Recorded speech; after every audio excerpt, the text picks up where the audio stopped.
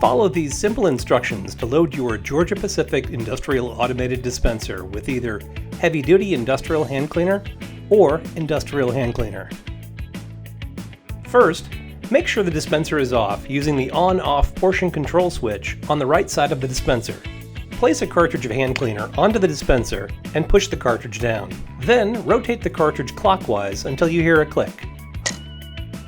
Now you're ready to set the portion control switch. Push the switch up for large, in the middle for off, and down for small. Notice that the green LED light will flash, indicating the dispenser is on. Activate the dispenser several times to prime the pump and receive the first dispenses of soap. This can take up to 1 minute to complete. Your industrial hand cleaner automated dispenser is now ready for use.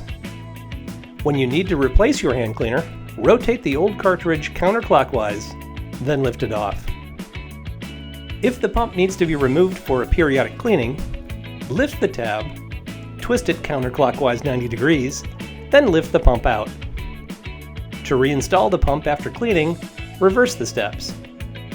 If you have any questions or need assistance, call 1-866-HELLO-GP.